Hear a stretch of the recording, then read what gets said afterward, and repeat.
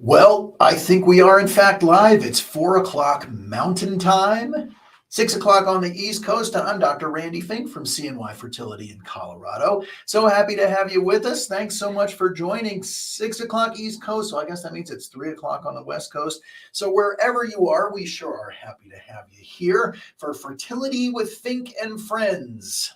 Today we will have a very special guest to be able to talk a little bit about tiny humans. I thought that was a great topic. Joining me will be Tammy Titus, who is our senior embryologist here in Colorado.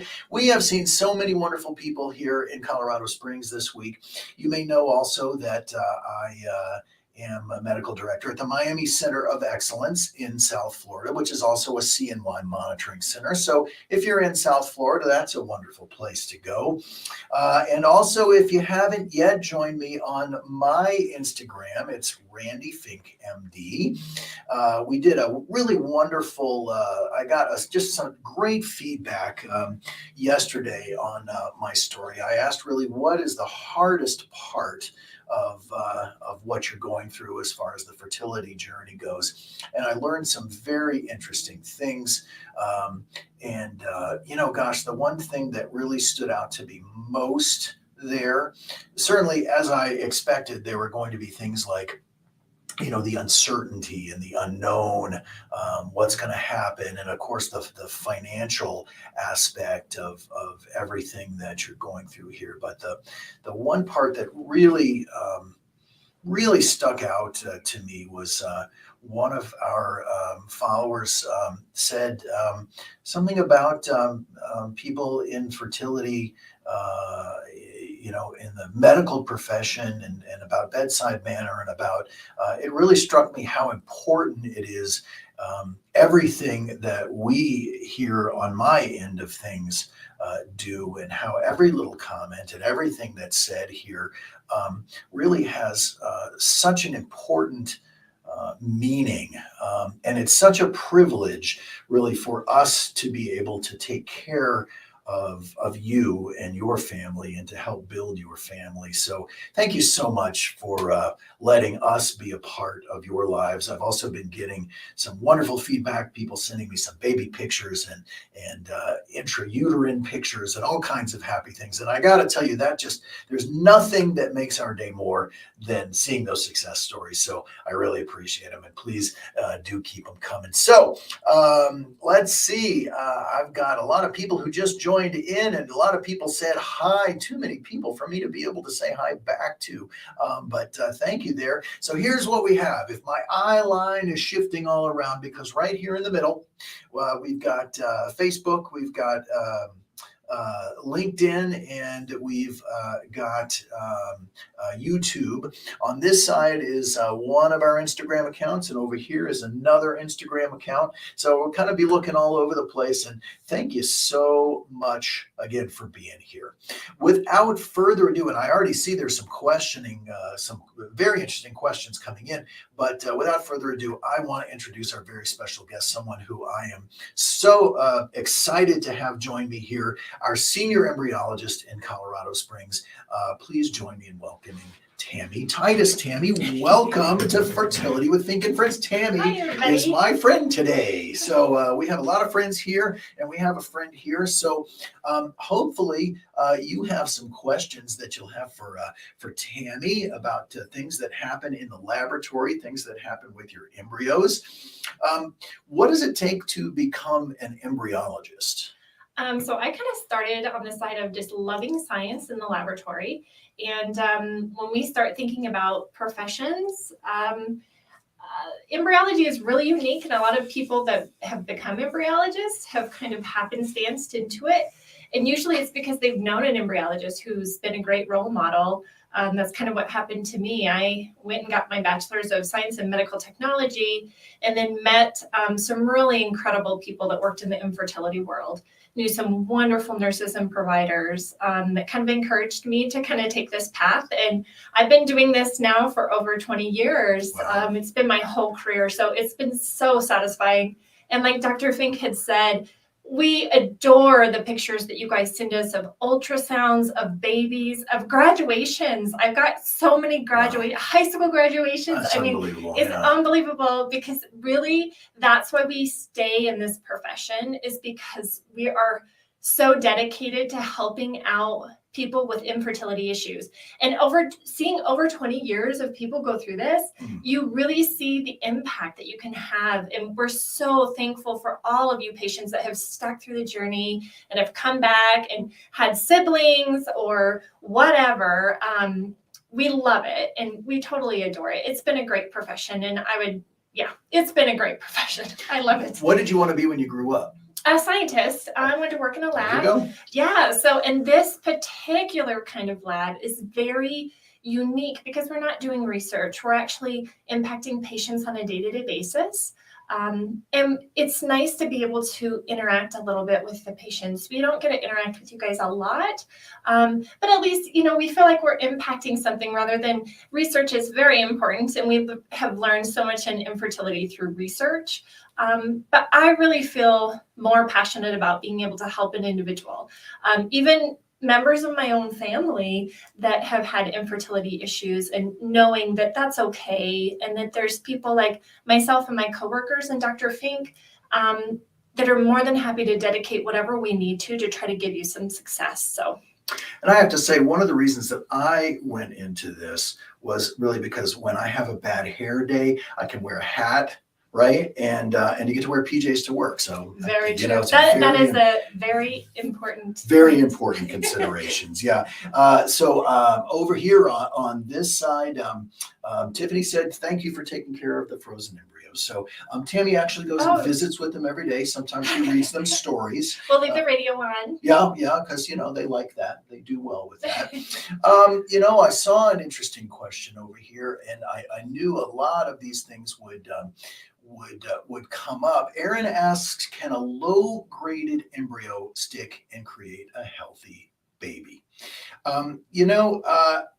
The embryo grading thing is something that we talk about day in and day out with patients. It seems to be something that it has great significance to most people, I think, because of what they read on the internet, but it means an awful lot less to us in terms of outcomes.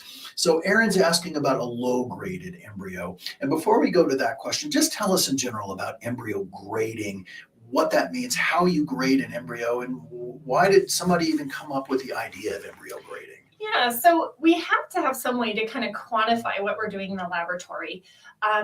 And so embryo grading has been one of those things in embryology that can be so varied from program to program and even from year to year.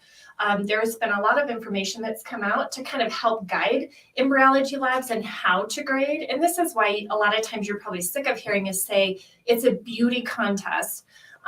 We're not so concerned about how the embryo looks, because it truly is a beauty contest.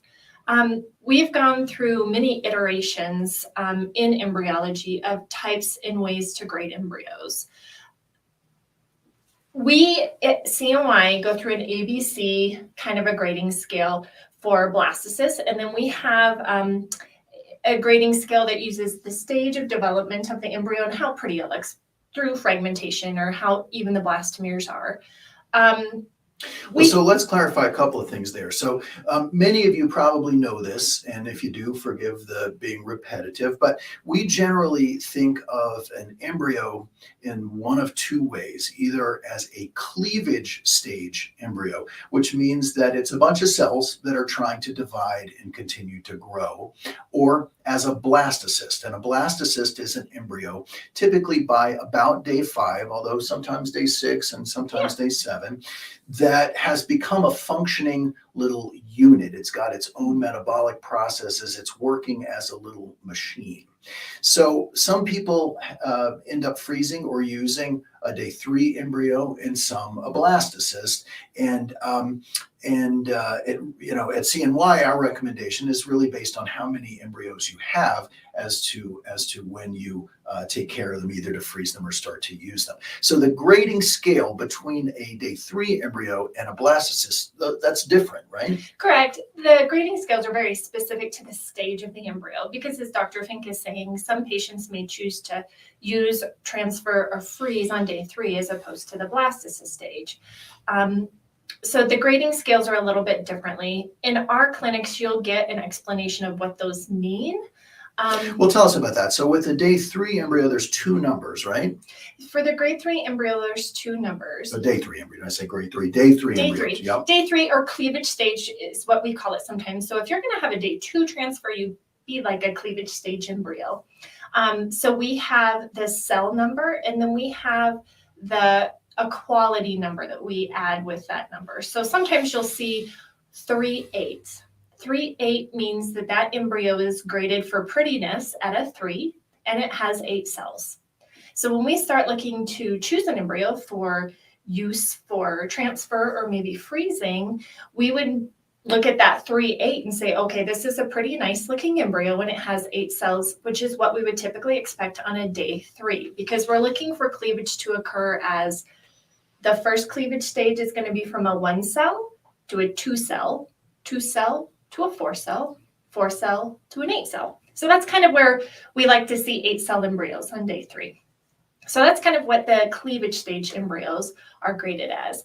A blastocyst embryo, which some people get confused with blastocysts in day 5, day 6, or day 7. If that embryo is able to form a blastocyst on day 5, 6, or 7, we really don't worry about what day it made a blastocyst. We really worry more about what grade and stage is that blastocyst at when we're getting ready to transfer it, freeze it, biopsy it. So then in that grading scale, when the embryo has formed a blastocyst, we'll actually do the 2 grades again, where we have the expansion of the blastocyst, which is a number, and then we have the grade of how pretty the blastocyst looks, which is A, B, or C. So somebody might see a blastocyst and they say, well, mine, this one is a 5AA, whereas this embryo is a 4BB. What's the difference between those 2 things? So that number that's before those letters is the expansion of the embryo. So the expansion is how much that embryo has actually grown into its zona in the blastocyst. So a stage 5 embryo is actually a hatching blastocyst. So that means that that embryo is kind of like a chicken and the egg, where it's contracting and expanding so much, like a chick that's kind of breaking out of the shell, that it's hatching from its zona, which is great because we want embryos to hatch from that zona so they can actually implant in your uterus. It doesn't mean it's bad if we do have an embryo that's hatching or fully hatched, because really those cells are looking for uterine cells. They're not really, they can kind of hang out in freeze media or in our culture media. Well, you say that it's a beauty contest. So does that mean that the grade really doesn't even matter? We do use the grading as a way for embryology and a lot of the providers and even patients to kind of choose embryos when we have a lot to choose from.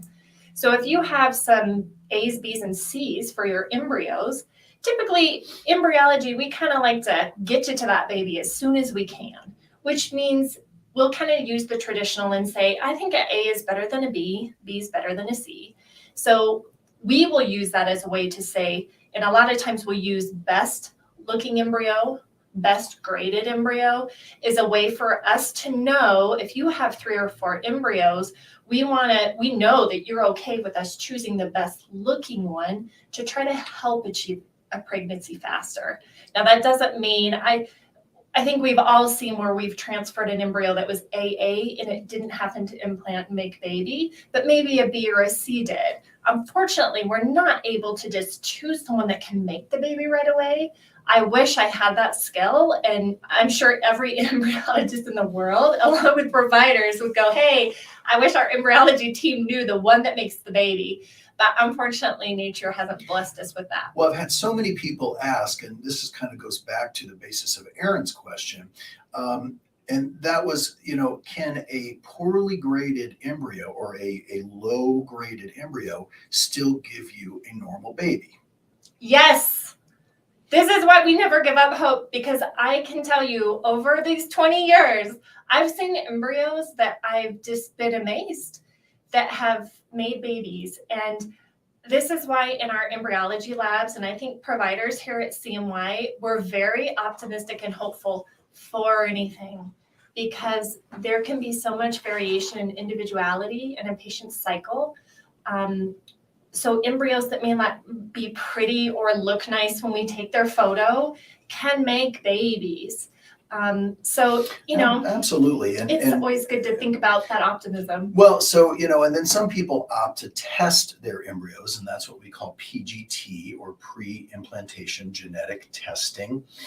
And when you do PGT, you get back a set of chromosomes, and it tells us usually euploid, meaning a normal number of chromosomes, or aneuploid, or sometimes there's some gray areas in there. But so are you saying that you can have a low graded embryo that is a euploid normal embryo and a highly graded embryo that is abnormal? Yes, absolutely. In fact, there's been so many studies on this in embryology, because we kind of originally thought if the embryo looks pretty, it must be good. Well, the reality is PGT testing has shown us that that's not necessarily true. Not that every A-graded embryo is not going to be chromosomally normal, but we know that there is not a correlation between that embryo looking pretty and being chromosomally normal. I hope that you hear that that's a very, very important point. And if you take nothing away from today, I want you to really hear that. So let's say it again. A good-looking embryo or a highly graded embryo does not necessarily mean that it is a chromosomally normal embryo, or a poorly graded embryo or a lower graded embryo does not necessarily mean that there's anything wrong with that embryo. Did I say that right? That is absolutely correct. Yeah, and in fact, when we do the PGT testing, this is why we don't really worry if we even have a C-graded embryo that's PGT tested, because we know that the chromosomal makeup of that embryo is actually kind of more important than how pretty it looks or how many cells are there, because it's kind of already jumped ahead in the selection process for us to know that that embryo has a better chance of implanting and making a baby. Well, so my friend Amber in Kentucky, hi Amber. Go Kentucky. Go Kentucky. We have an embryologist from Kentucky, so. We don't hold that against them, we don't. Amber asked, can you explain what is fragmentation? What does that mean and what causes it? That's an excellent question, because fragmentation will affect how your embryo is graded. So fragmentation we see most often at that cleavage stage. And so if you heard me talk earlier about how the embryo actually divides, where it goes from a 1 cell at fertilization and it splits into a 2 cell, and there are actually beautiful videos on YouTube for this. Look for embryo cleavage videos, and you'll actually see the embryo dividing, and as it's going from a 1 cell to a 2 cell, you'll see little parts, fragments of those cells dividing that are not including portions of that embryo in the next cell division. So you'll see an embryo sometimes go from a 1 cell to a 2 cell, and it'll actually leave little pieces kind of in the zona area, which is the outer shell.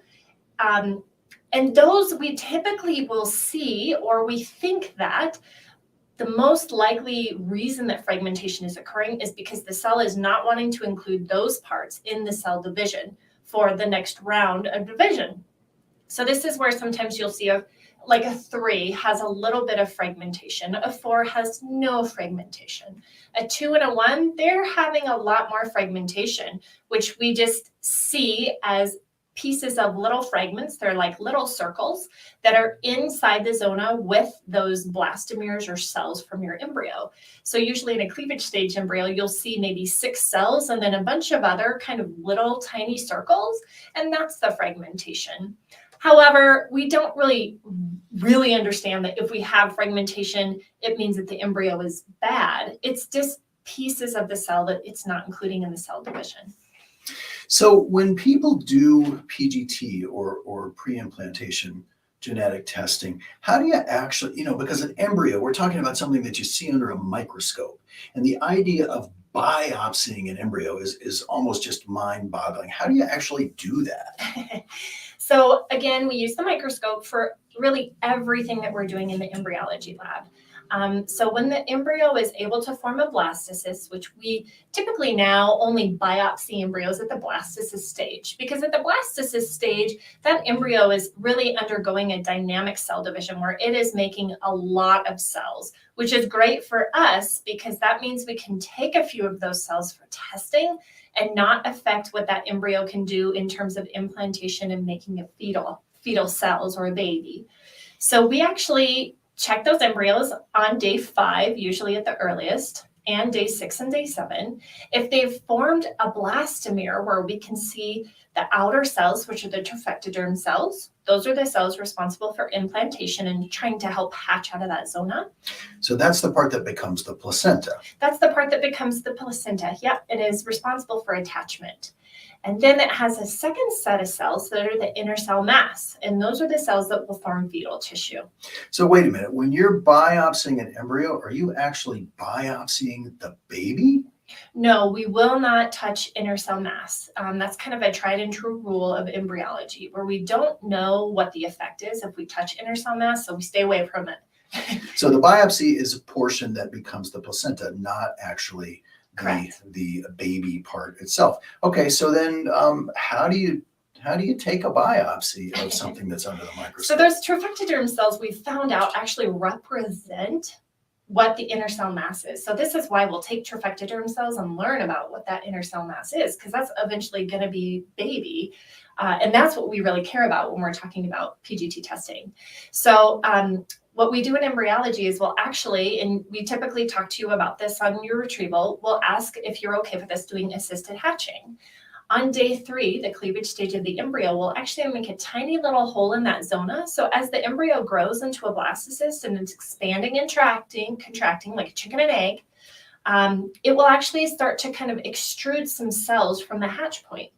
When it extrudes those cells from that hatch point, and we look at it in day 5 and we can see those cells coming out, we may choose to biopsy that embryo if there's enough cells there for us. So then we basically place that embryo in a dish under our microscopes with a very special and unique laser that's formulated only for embryo culture. And we'll take a few cells, usually it's usually less than 10, depends on how the cells look.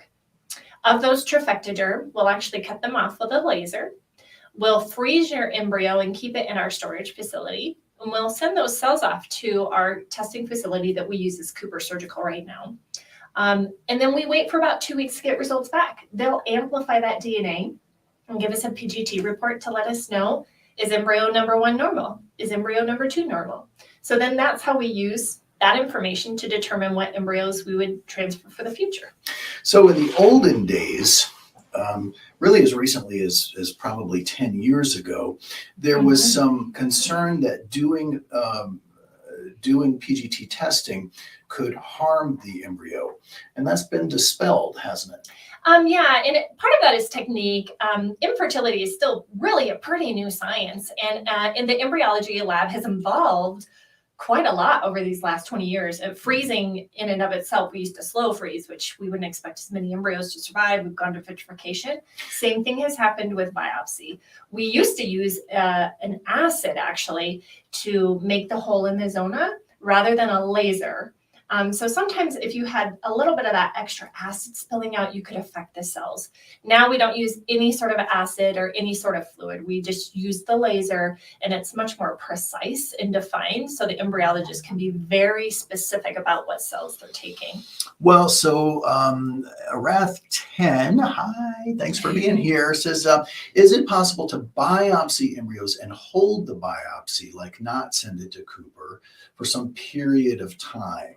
So awaiting the whole genome sequencing, but want to get rolling on a retrieval. So if you take biopsy, will those biopsied cells stay viable, or do they have to be utilized? They need to be tested as soon as possible, because that is one thing that the science cannot protect. It can't protect the DNA that's in those cells. So we do not, like, say, for instance, you have a specific genetic disorder and you need to have a probe made from a Cooper surgical company that's very specific to your genetic disorder. It may take 6 to 8 weeks for a probe to be made. We will not have a patient go through a cycle until that probe is ready, because even though we may be able to biopsy the embryos, if something happens in the storage of those embryos from the time we biopsy it to when the testing facility could test it, if the embryo wasn't intact or it wasn't good enough for them to get a result, it would mean that the biopsy would be for nothing, and you'd probably have to rebiopsy the embryos. So typically we try to avoid any chance of that at all, because we don't like to touch these embryos multiple times.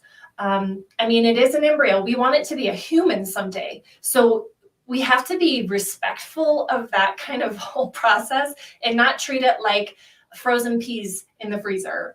It shouldn't be thawed and rebiopsied and thawed and rebiopsied multiple Which times. is a great segue into our topic for today, is talking about tiny humans. Yeah. Because these are not just little masses of cells. These are part of your family.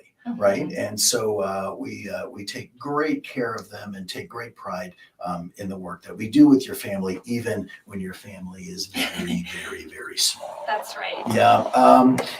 Here was a question over here that has to do with from, I think it's Yogi Pia, I believe, who I've seen on my Instagram. Thank you for following me there. What is sperm fragmentation, and how does that affect the embryo? I'll answer the first part. Sperm fragmentation, as we've talked about before, is a clinical scenario where, think of it as what is a sperm? What is sperm? Sperm is genetic material, DNA basically, genetic material with a motor on it. Pretty much. Sperm fragmentation is when that DNA starts to, think about it as, kind of come apart. So if you have, and there is actually a recognized treatment for that, and that has to do, from our side, the clinical side, with the frequency of ejaculation. So the more frequently the man ejaculates, the less the DNA fragmentation happens. So that's one of the things that we do for men who have DNA fragmentation problems. But if we don't know that there's DNA fragmentation, what happens when the sperm meets that egg? How would you know? This is an area in embryology, and I think as a provider, you can understand this as well. And the patients, it's very difficult to specifically identify maybe why fertilization didn't occur or why embryos didn't develop. There's a lot of research out there that we know that fragmentation of the sperm can absolutely affect fertilization and potentially the embryo formation. But it's very hard to link something back to a very specific reason to say that it could just be fragmentation in the sperm. A lot of times you don't really know that, or at least, I don't know, Dr. Fink, I think you can be a little bit more of an expert on that. In embryology, we have really no way for us to tell if an issue with a patient's cycle came specifically from sperm fragmentation. Well, so I'm seeing a bunch of questions here, and I want to kind of keep things straight, if for nothing else, in my own mind. So patient comes in and she has an egg retrieval. And we've talked in the past on our lives before about egg retrievals. Many of you have had egg retrievals or are planning to. We retrieve the eggs from the ovary, hence the term egg retrieval. Those eggs then go to the lab. Tammy's on the receiving end. What happens next? What happens with those eggs? So in embryology, IVF, I should say. Yeah, we get that fluid the same day that you have your retrieval. We actually have these tiny little windows that connect to the places where the providers are doing their retrievals, and we get that fluid immediately after it's been retrieved by the provider. We then start looking through that fluid to identify anything that looks like an egg. Anything that looks like an egg, we actually start immediately looking for, putting in a culture media, and beginning to take care of it. This is where embryologists excel. We love taking care of your eggs and your sperm until we're able to make embryos with them. So basically, we just use that fluid, collect those eggs that we see in there, hold them in some culture media that's happy, And then later on in that day, after we've gotten the sperm sample, we'll actually perform the ICSI procedure where we inject the sperm into the egg, any mature eggs that we have. And then the next morning, we'll look for fertilization. So let's say the ICSI procedure, ICSI, because Sarah asked us a question about that. Thanks for being with us, Sarah, on the Facebook side. ICSI is intracytoplasmic sperm injection. So in conventional, what they call conventional IVF, what's the difference between conventional IVF and ICSI? So conventional IVF doesn't actually use an embryologist to inject a sperm into the egg. It's kind of more of what somewhat happens in your body, except we're actually still giving that sperm a bit of a leg up because we're just putting a washed sperm sample. And typically for us to do conventional, the sperm has to be pretty good quality and have decent motility, because this is where you may find out that there could be a male factor. In fact, this is why we traditionally do ICSI on everyone, because sometimes you can do conventional IVF and check the eggs the next day to see how many have fertilized, and the fertilization is extremely low because there may be a factor present in the sperm where they're not able to correctly fertilize that egg, either because they can't get to the egg surface itself, because maybe their acrosome isn't working correctly, maybe their sperm isn't decondensing. So in the olden days, over 20 years ago, conventional IVF was pretty popular.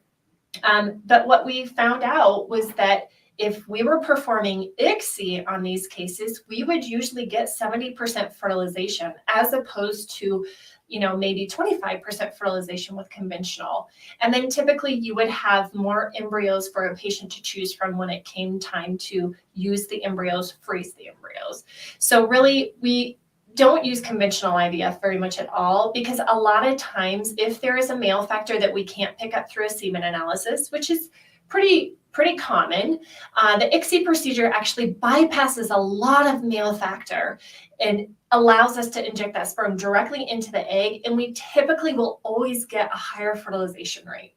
So this is kind of why conventional IVF has kind of gone by the wayside, because the ICSI procedure actually gives us more to work with for these patients. Now, an important thing to note is that at CNY, ICSI is included in the process. There is no extra fee or extra charge for having that done, but I understand that in many places, there is still an extra charge, an extra fee for the technology. Yeah, so we don't do that. That's part of, just in general, that's what we do. Which sounds like, whoa, gosh, that's a great thing. It's going to increase fertilization. But Sarah's question is there an increase in risk to the embryo? She's read about the possibilities of autism, cardiac defects, and other things that may be negatively associated with doing ICSI. And that used to be the conventional wisdom. What is it now? And CNY is included in this, all IVF centers have to report all the data about cycles through the CDC. With us doing that and participating in that program, CDC is actually looking at all those statistics to help determine if there is a risk to any public health at all for patients going through IVF. Currently, there is no alert, no increased risk of anything associated with ICSI coming from CDC and SART, as far as I'm aware. Do you know of anything? I'm not aware of any. We used to think about hypospadias. We used to think about some genetic things, but really that's since been quashed. I'm not aware of any realistic quality data that suggests that there's a downside to doing the ICSI. Interesting from Sally, Barbados fertility clinics. So we do see a number of patients who come from Barbados who have had treatment in Barbados. They charge an extra US $1,000 to have the ICSI done. Amber did ask what are thoughts about mitochondrial replacement therapy. Well, it's not approved in the United States, so my thoughts are we're not going to have it. Yeah, you're right. It may be in another 10 years, we know something more, but yeah, the United States, we're just like the same question with ICSI and does it increase anything? United States, we're very, very careful with any risk to public health or to any patients. Is there a difference in a blastocyst between a day 5 versus a day 7 embryo? Now, there are scientific papers that have compared the two groups, but a lot of times they're not comparing groups within the same person. So sometimes what happens is some people just tend to form embryos a little bit later. So my personal belief is that if we get a blast, that is a wonderful thing. Now, we would expect for a blast to develop more on the scale of this cleavage stage of going 1 cell to 2 cell to 4 cell to 6 cell. We would expect that to occur more often on a normal pace of a day 5. But if your embryo still makes a blast on day 7, we do get babies from day 7 blasts. Very important thing. Day 7 blasts are still good embryos. Yes. Right? Melissa asks a really good question. Melissa from Instagram. Hey, Melissa, thanks for being with us. By the way, if you're just joining me, I got to throw in a plug here. I'm Dr. Randy Fink from CNY Fertility in Colorado Springs, and this is Fertility with Fink and Friend. Fink and Friend. It's about 35 minutes after the hour. We'll keep going till probably another 25 minutes or so till closer to the top of the hour. Sure, I'm glad we have everybody here with us on Facebook, on LinkedIn and YouTube, and on Instagram as well. So Melissa asks a question basically about can embryos be thawed and allowed to grow and then transferred, or perhaps thawed and biopsied and refrozen? Yeah. So, your embryos are pretty robust and we can do a lot with them. So if you have day 3 embryos, you can definitely transfer them at day 3. If you want them to be thawed to try to grow them to blast, we can try to grow them to blast in our laboratory and refreeze them. It's really kind of up to what you want to do in your treatment and what you and your provider have discussed for best options. So we can do a lot of things, and we are always open to whatever ideas you have about using your embryos. So we're always willing to hear what you may like to do. So let's talk a little bit about that. So typically what we recommend for folks is that let's say that we're talking about freezing embryos as opposed to doing fresh transfers. Let's talk about frozen transfers or frozen cycles or taking embryos to freeze. We typically recommend, our usual protocol is 5 or more embryos. We generally will recommend that you try to grow them to the blastocyst stage. And if there's 4 or fewer, we recommend that you would freeze on day 3, because our opinion is, well, if all day long, we would much rather have an embryo that goes inside of you where it may have a chance to grow versus an embryo that might not grow in the lab. So if we're limited in the number of embryos, we will always encourage you to think about trying to do a transfer sooner rather than later, on the chance that that embryo may grow inside of you, whereas it might not in the lab. So what some people do, we've talked also before about back-to-back cycles, back-to-back IVF. And what does that mean? That means where we do a stimulation, several days later, a week, 10 days later, you have a period, and then you start your next stimulation for another retrieval. That's a back-to-back cycle. And our outcomes are generally improved in a back-to-back cycle because the medication that you use during 1 month will continue to help you in the next month. So in that situation, what some of our patients will do is maybe they'll get 2 embryos in the first stim and decide that they want to freeze on day 3. And then they'll do another stim, and maybe they'll get 3 embryos then, and they will also freeze on day 3.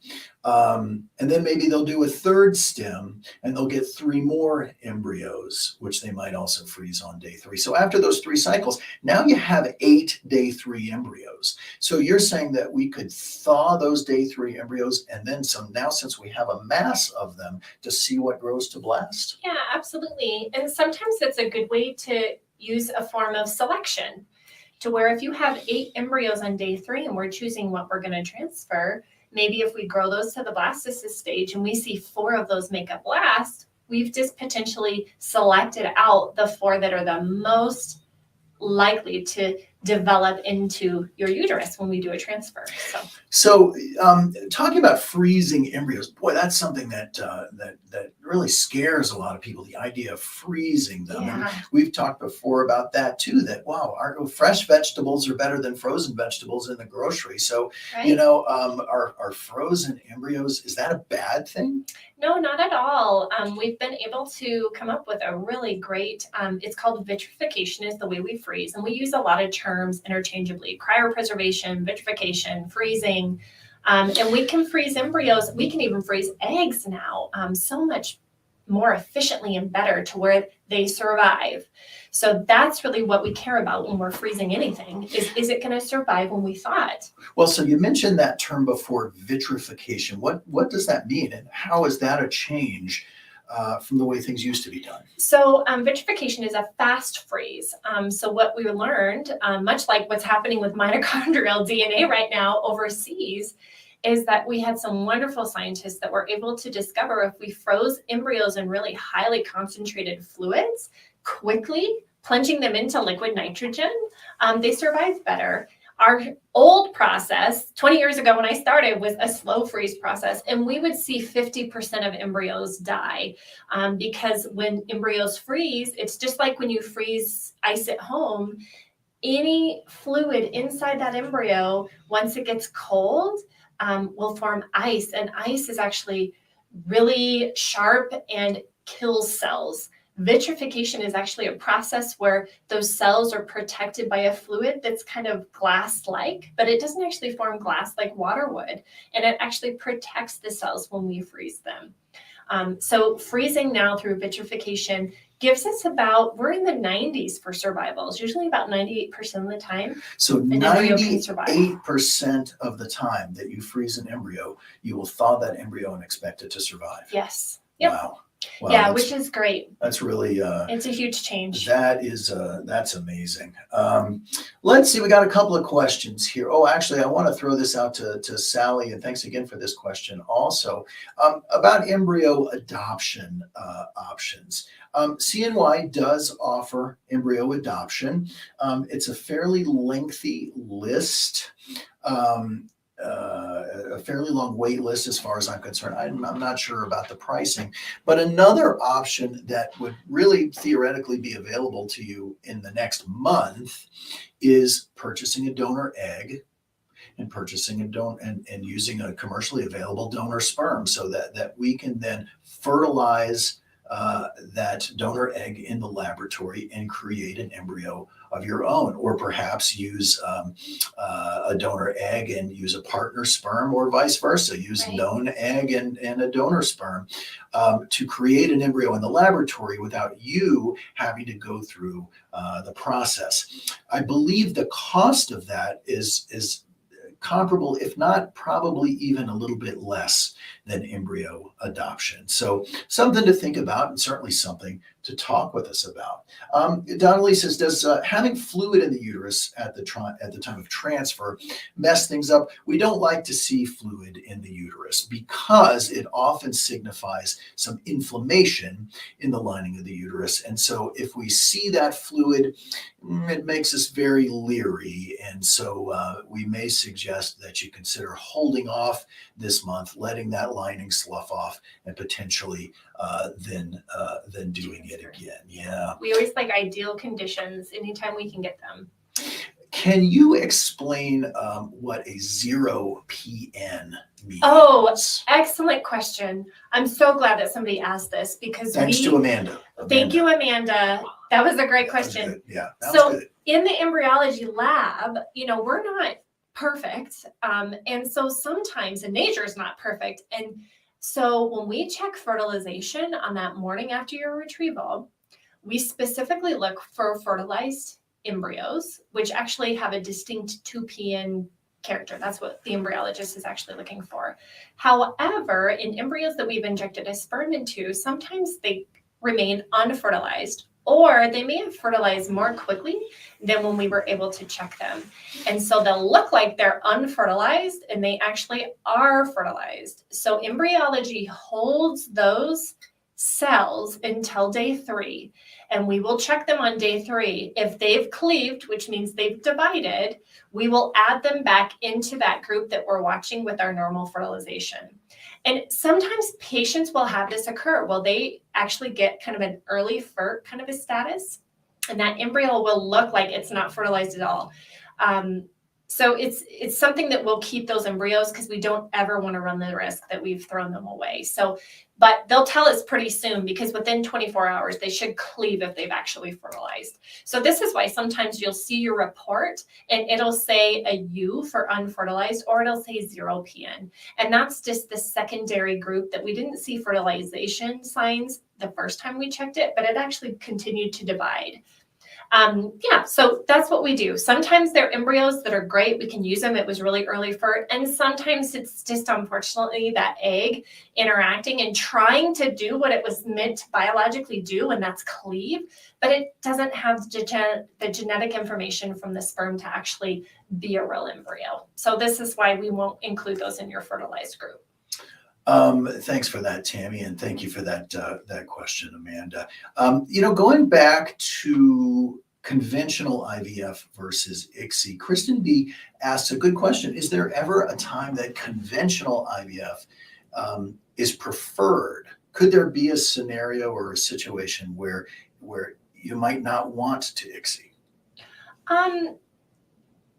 Only if the patient is choosing to do that. Yeah. Typically, though, and maybe it's because we're scientists and we've seen this, we like to have at least a 70% fertilization from doing ICSI, as opposed to checking the case the next day and getting really low FERT at a conventional InSim. So it doesn't mean that you won't get an embryo to be able to fertilize normally, but we just kind of like that. We like those numbers too, just like you guys do as patients. We would rather have 7 embryos fertilized than 1, because it just gives us a little bit more to choose from potentially.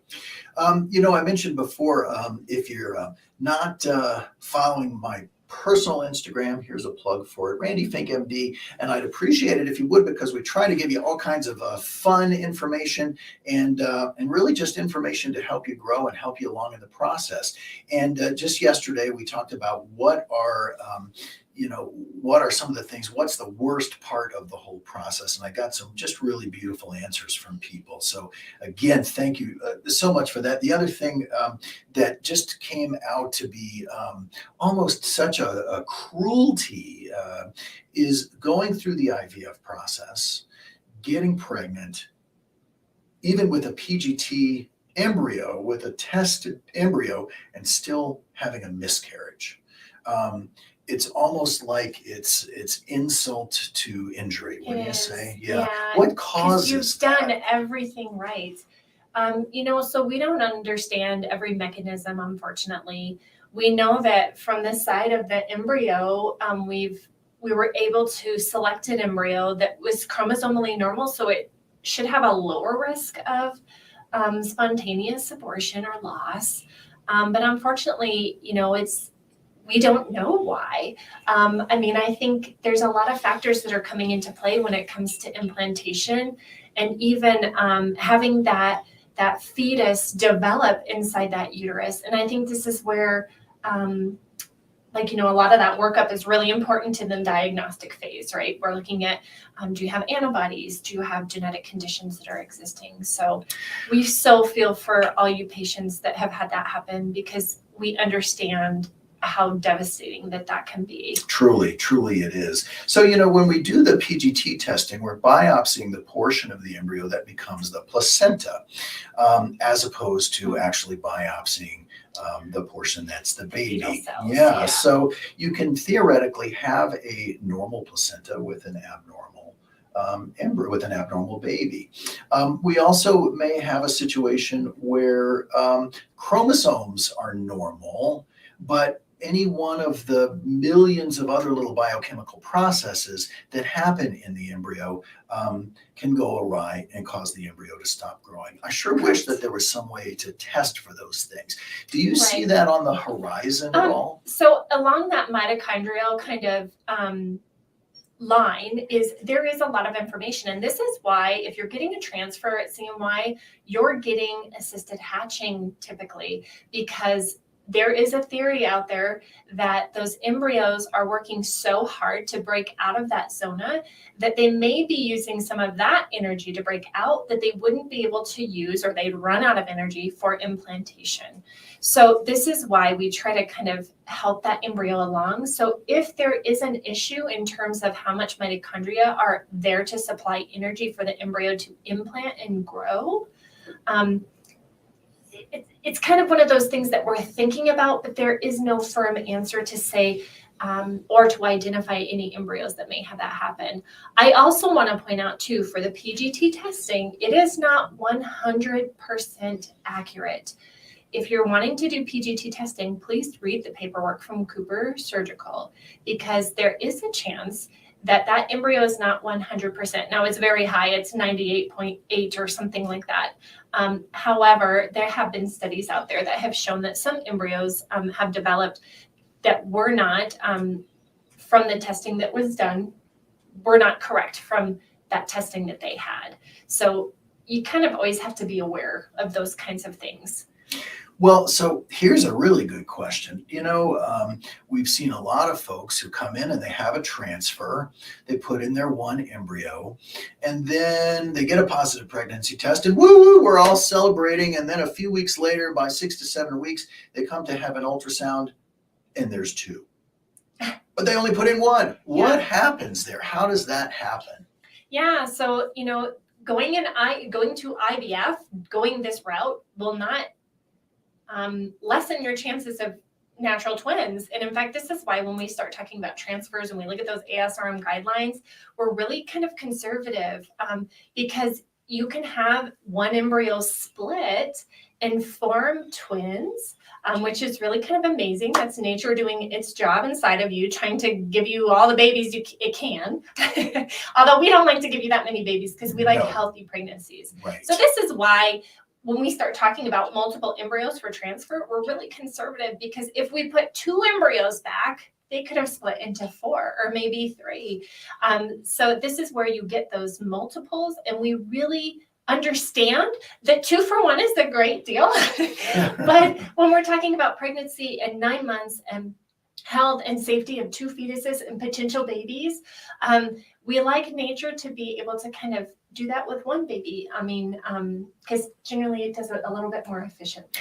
When is the point that an embryo would split? When does it split? So usually when we're talking about the embryos, when that process is occurring in your body, that's after implantation has actually occurred, and potentially those inner cell mass have formed into 2 separate areas.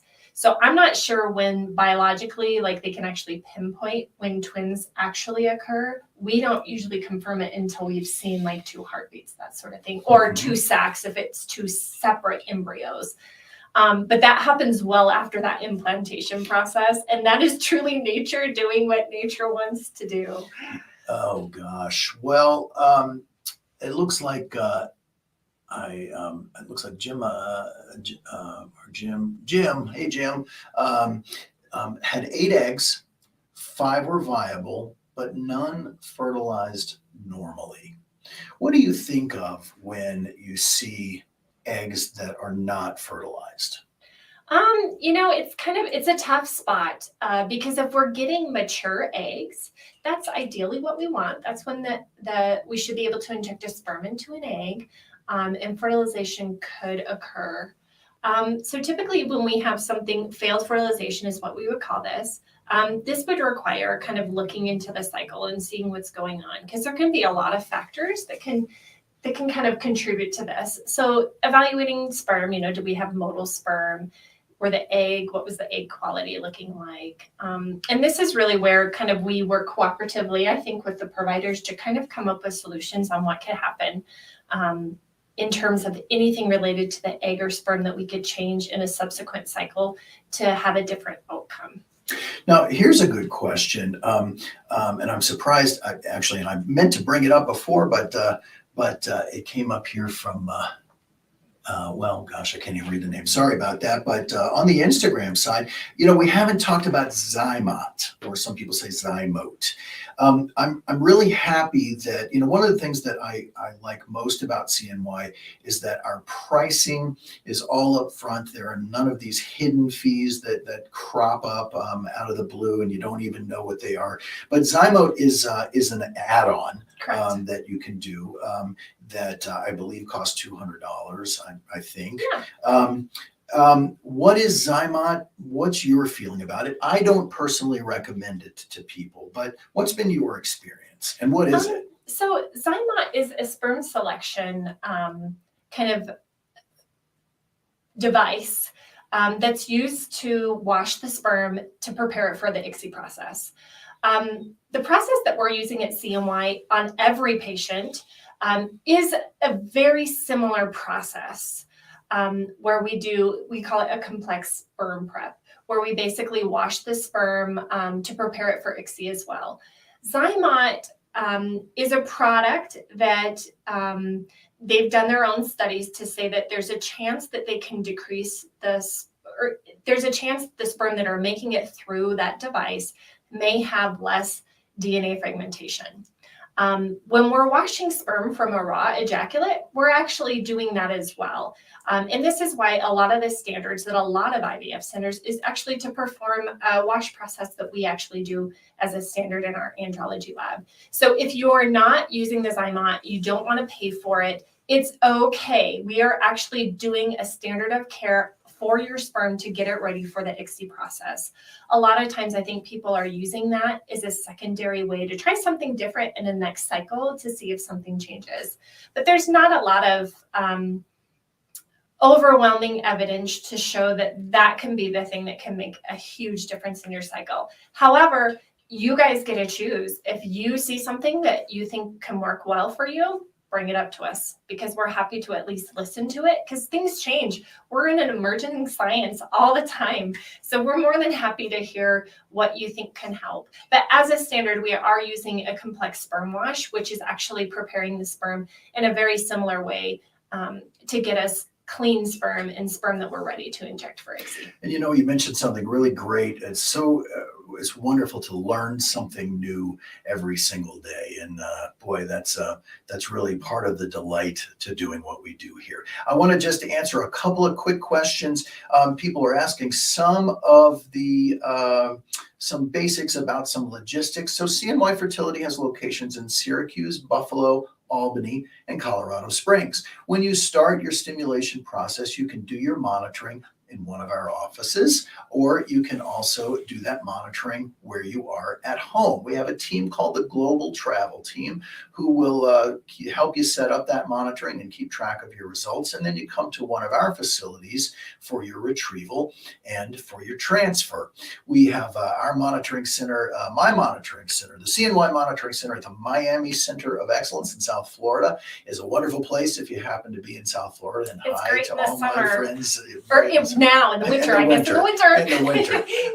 And we are soon opening up Sarasota as a full service operation. So keep your eyes open for that. Can ovarian rejuvenation help? I think so. We do ovarian PRP in our offices, and that's something we're happy to talk about. We got so many wonderful questions today that unfortunately really didn't have a chance to even scratch the surface on all these things. So please follow my Instagram at Randy Fink MD, the CNY Fertility Instagram, our wonderful nurse practitioner, Brandis Montez, her Instagram. Both Brandis and I will be able to weekly answer your questions about IVF and the fertility process there. So as we start to wrap it up here, I just want to say to our friends and the CNY Nation, we are so glad you're able to join us. Please join me every Tuesday evening at 6 p.m. Eastern Time for Fertility with Fink and Friends. Thank you so much, Tammy Titus, our senior embryologist, for being here. If you have questions for Tammy, you can ask of me, and I'll be happy to pass them along as well. But meanwhile, I'm going to say good night to everybody. God bless. Thank you so much for being with us, and let us help you on your fertility journey. Thanks. Good night.